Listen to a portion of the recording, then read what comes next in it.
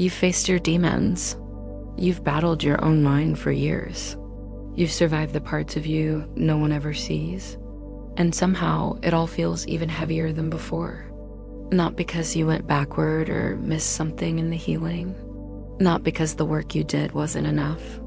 But because there is a moment after the pain loosens its grip where everything inside you feels unfamiliar. Where the quiet that was supposed to be relief lands on you like a weight you don't know how to carry. No one tells you that the hardest part comes after the pain ends. You expected healing to feel like sunlight, like breath, like release. But instead, there's a heaviness that makes no sense because it showed up only after you finally made it through the storm. And you begin to wonder if you're falling apart again. If the pain is returning, if you somehow undid all the progress you fought so hard for. But what's happening now isn't the return of who you were. It's the unraveling of the self you outgrew while you weren't looking. The version of you that survived the hard seasons had a structure, a rhythm, a purpose. That self was held together by the very pain you spent so long trying to escape. When the pain lifts, the self that grew around it doesn't know what to hold on to anymore. It begins to dissolve, and that dissolution feels heavy because you're losing something familiar, even if what you're losing hurt you.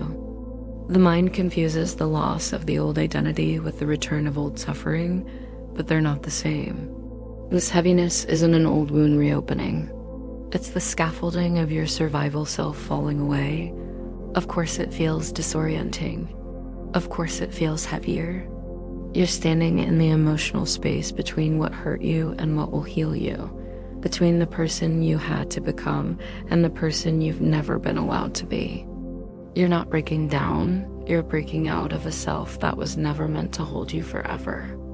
You're not broken, you're not failing, you're not going backward. You're simply stepping out of the self you built to survive and into a version of you your old life never prepared you for. But here's what no one tells you. When pain leaves, the self built around it doesn't disappear with it.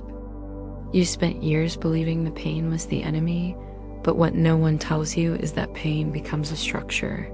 It becomes a way of navigating the world, a way of understanding yourself, a kind of emotional gravity that holds everything in place.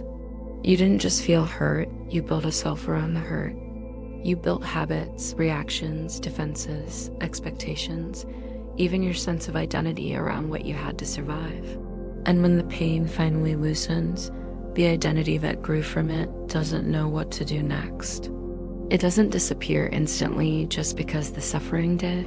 It lingers, unsteady, suspended in a kind of emotional midair. This is why the emptiness feels so strange. Pain doesn't just wound you, it hires you. And when that job ends, you don't know who you are without the assignment. You assume the emptiness means something's wrong, but what you're feeling is the absence of a role you no longer need. The self that learned to navigate life through wounds, through vigilance, through constant emotional scanning, it has nothing left to grip.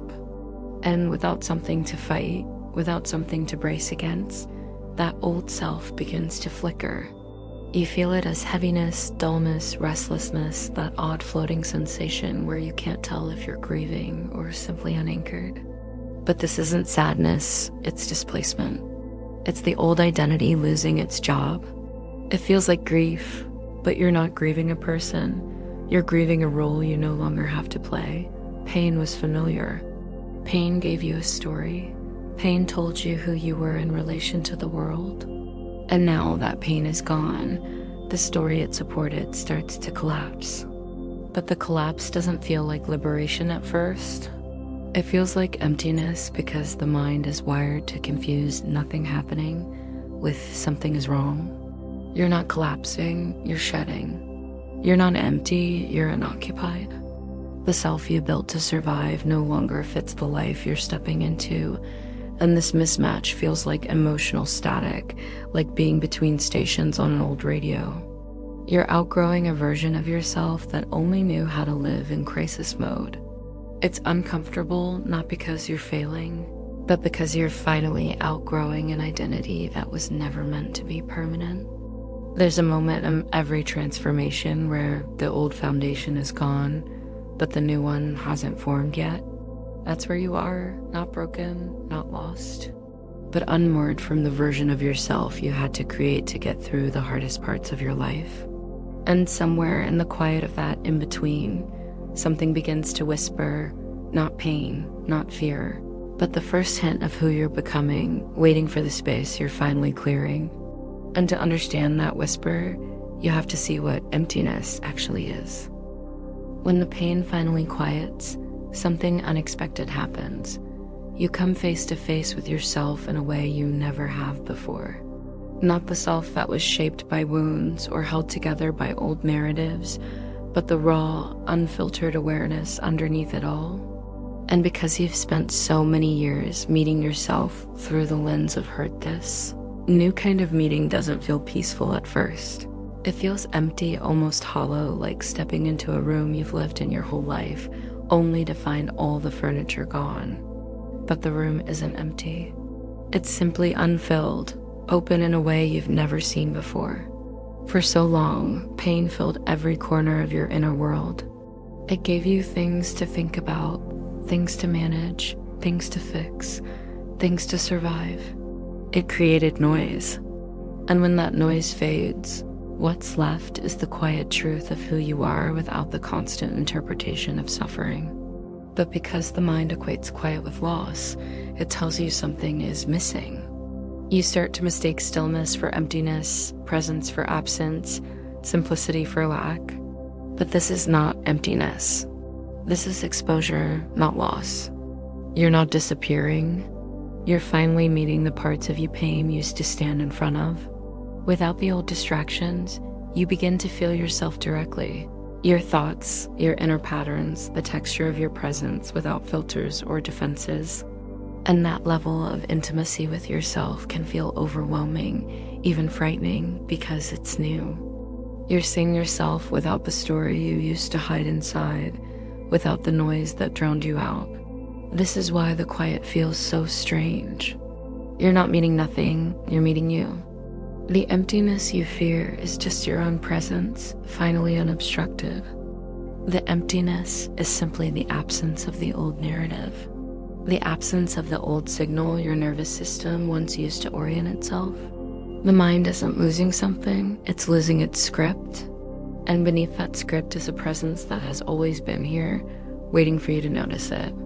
A presence that isn't defined by what was done to you, what you survived, or who you believed you had to be.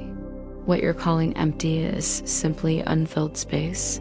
Space not claimed by wounds or identities or roles that never truly belong to you. Space that feels strange only because it's finally yours. And in that open, unoccupied quiet, something begins to take shape, not pain, not the past, but the first outline of a self that isn't built from suffering at all. And once the mind stops running the old script, the void starts to reveal what it really is. The mind calls it a void because it has no map for this place. It knows how to navigate crisis and chaos. It knows how to brace against pain, but it doesn't know how to stand in a space that isn't shaped by old wounds. So when everything familiar falls away, the mind interprets the openness as danger. It labels it empty because it can't control it. But this space isn't empty, it's unclaimed. It's the first moment where your life isn't being run by survival instructions. And that kind of freedom feels like falling because you've never had enough room to stand upright before. The heaviness you feel isn't the return of your past. It's the weight of all the old structures collapsing. The systems of thought, the emotional routines, the automatic reactions, everything that once kept you safe by keeping you small are dissolving. And dissolve is the right word because it doesn't vanish cleanly. It melts. It leaves traces. It leaves echoes.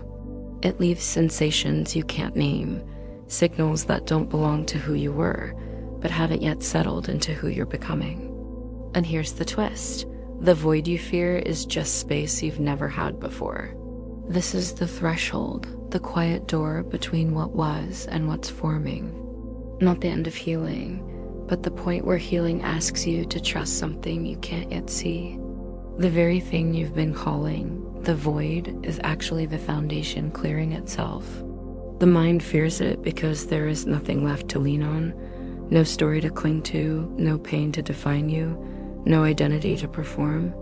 And when there's nothing left to lean on, something new finally gets the chance to appear. But this loss of reference is exactly what makes space for clarity. Real clarity, the kind that doesn't come from effort or analysis, but from finally having room to breathe. The doorway isn't dramatic, it's subtle. It's the moment when a feeling ends and you don't race to fill the silence with another. When you feel the urge to collapse into old patterns, but find you can't make yourself fit into them anymore. That's not emptiness, that's evolution.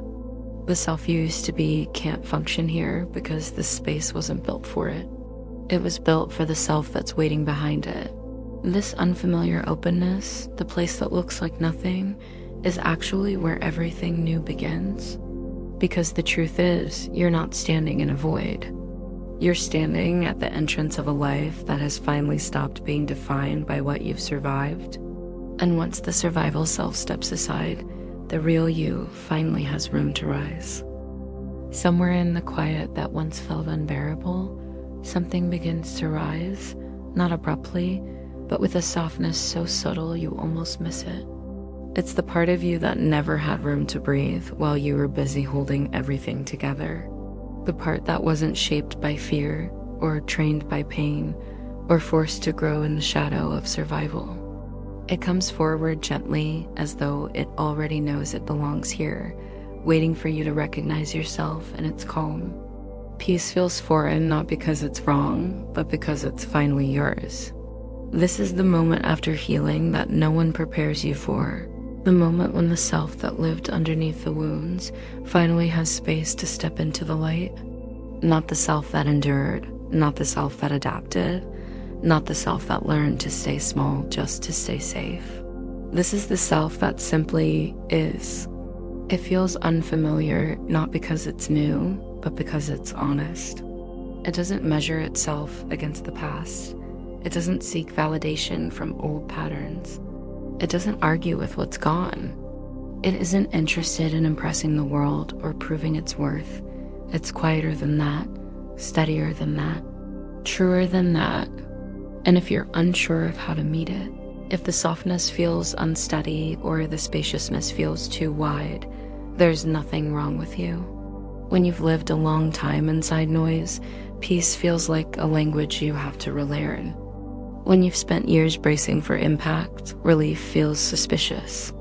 When the pain finally drops away, life feels almost too simple to trust.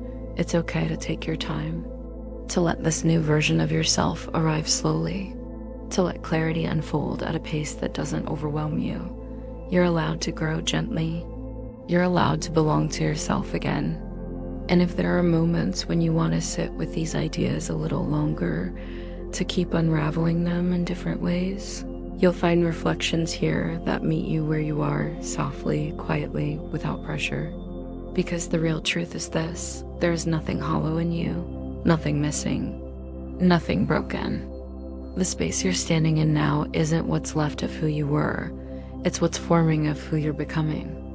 And one day, without even noticing the exact moment it happens, you'll realize that the quiet you once feared has become the place you finally feel at home.